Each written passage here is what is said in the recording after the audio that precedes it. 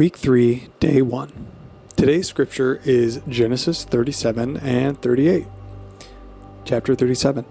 Jacob lived in the land of his father's sojournings, in the land of Canaan. These are the generations of Jacob. Joseph, being 17 years old, was pasturing the flock with his brothers. He was a boy with the sons of Bilhah and Zilpah, his father's wives. And Joseph brought a bad report of them to their father.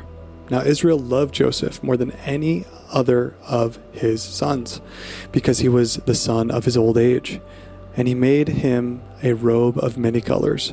But when his brothers saw that their father loved him more than all his brothers, they hated him and could not speak peacefully to him.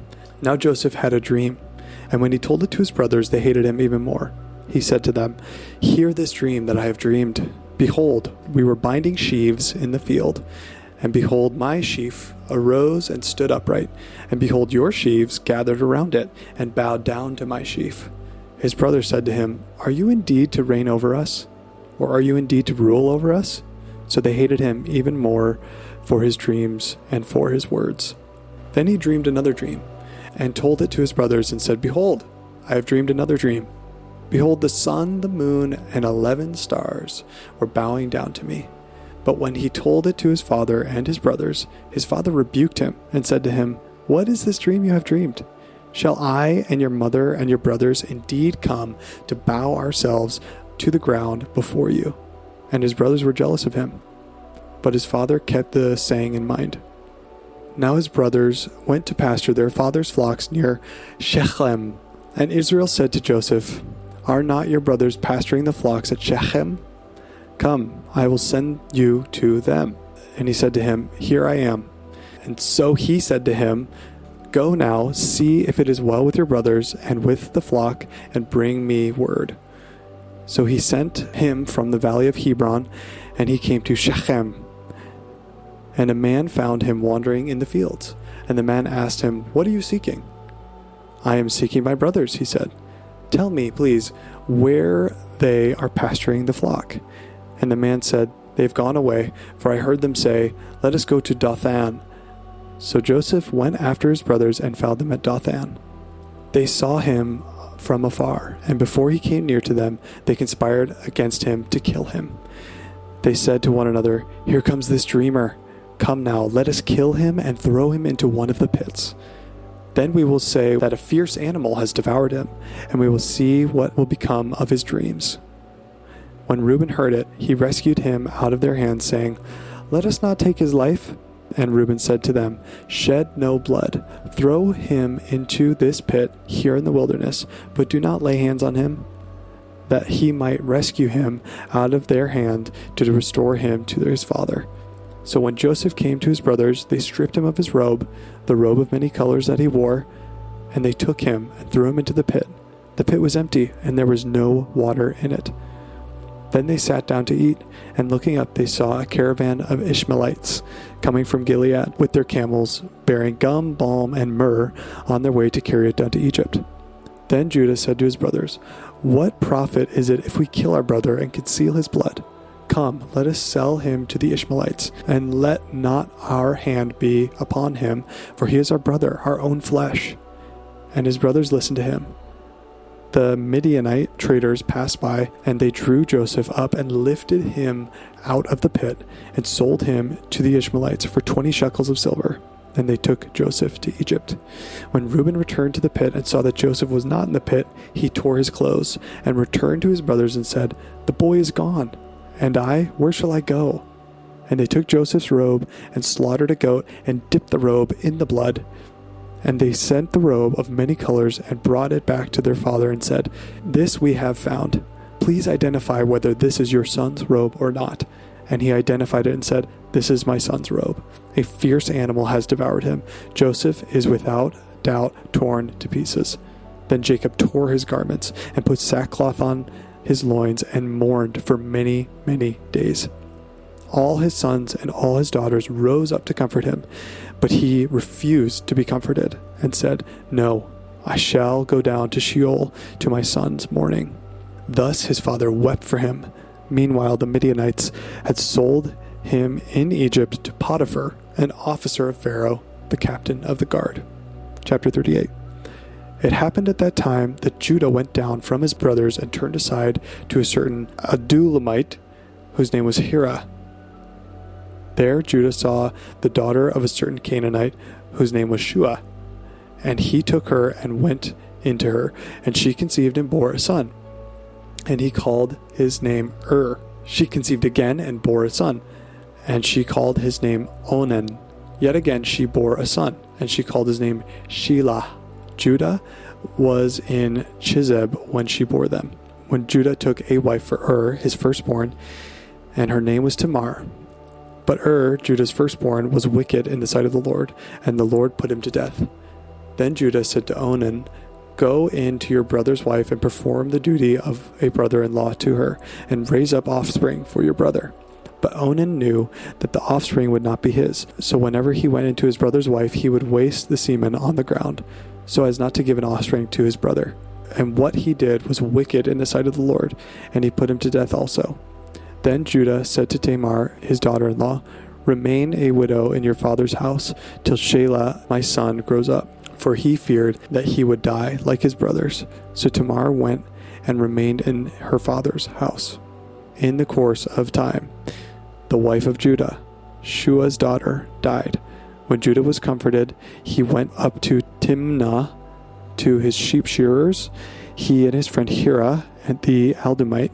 When Tamar was told, "Your father-in-law is going up to Timnah to shear his sheep," she took off her widow's garments and covered herself with a veil, wrapping herself up, and sat at the entrance to Enim, which is in the road to Timnah. For she saw that Shelah was grown up, and she had not been given to him in marriage. When Judah saw her, he thought she was a prostitute, for she had covered her face. He turned to her at the roadside and said, "Come, let me come in to you." For he did not know that she was his daughter-in-law. She said, "What will you give me, that you may come in to me?" He answered, "I will send you a young goat from the flock."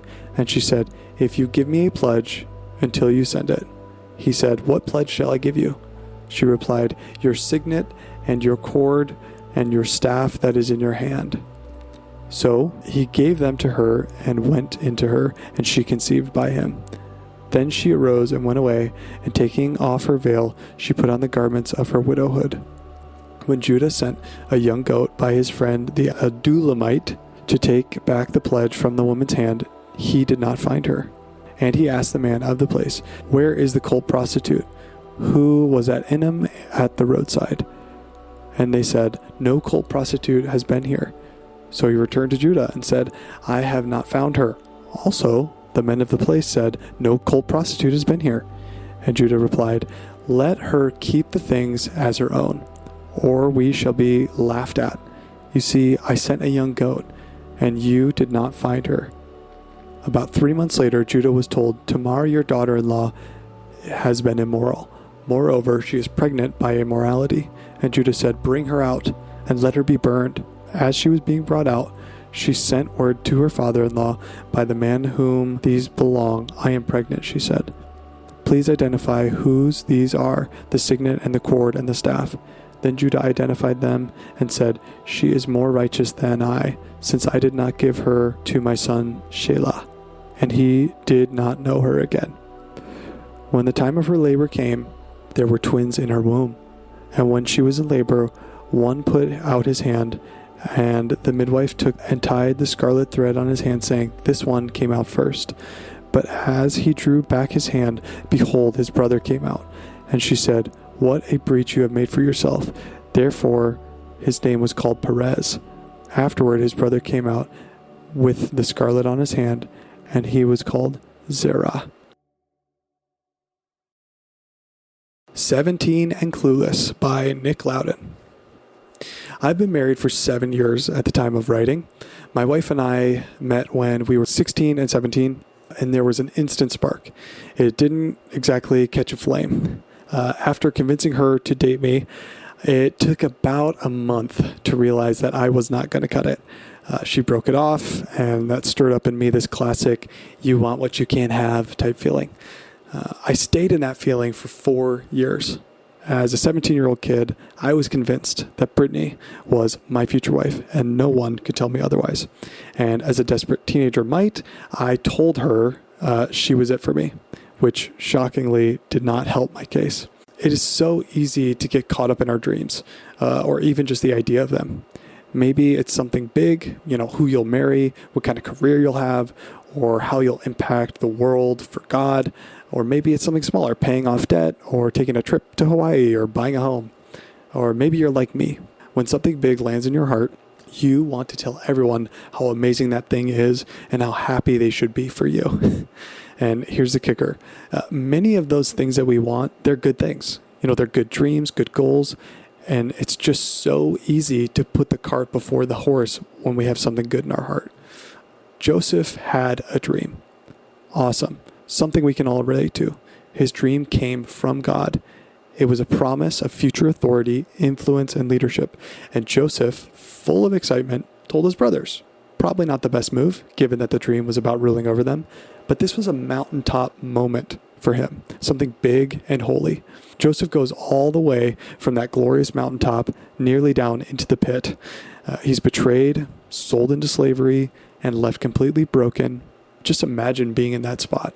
And this is not how we expect God's calling to unfold in our lives. But that is the heart of Joseph's story, that God meant it for good. The rejection, the pain, and the pit, none of it ended up being wasted.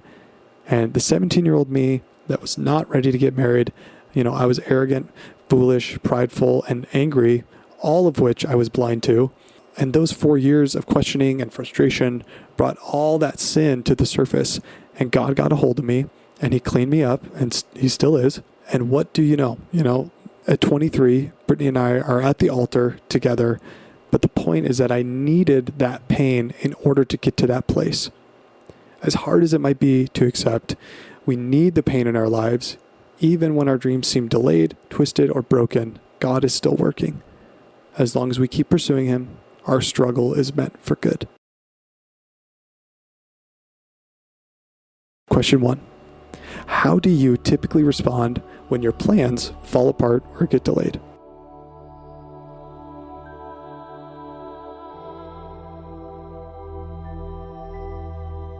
Question 2. Which painful season can you look back on and now see how God used it for good?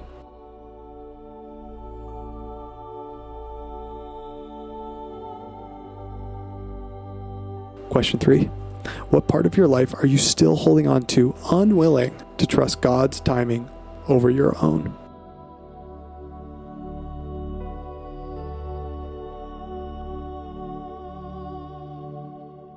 Daily prayer. Lord, thank you for giving me good goals and dreams. I know your ways are higher than mine, and your thoughts are higher than my thoughts. Help me to filter all my dreams and goals through you.